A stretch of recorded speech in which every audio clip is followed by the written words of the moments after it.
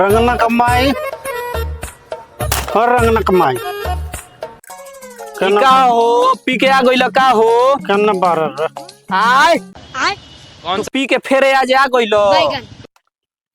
तो फिर पी के आज आ गइल तू अपन आदत ना सुधरब न सुधर ना सुधरब ना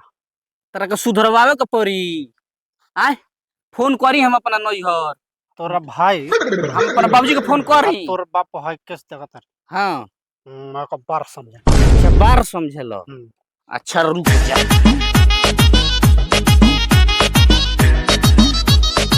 हेलो हाँ घर में चल बाबूजी हाय देख भाई मत पेड़ा मारता हमारा का कर में बर्राद कर दे अच्छा बारात करवाइए पहले हजू तनी देखो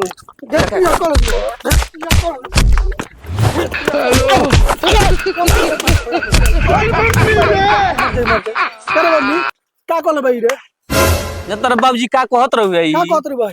कहत रहलनु हां कि मार बेतना जे बारात को दे बारात कर बेटे हां ठीक है खाई तनी हमार बारवा खर दे देख ये तो भी बड़ा ये कर दे बेटी छोड़ दे बाबूजी छोड़ दे एतने काफी बा थुथुरा नु हो आदत ना नु छोड़ी छोड़ दे जा आज के बाद से पिए ले तो मार के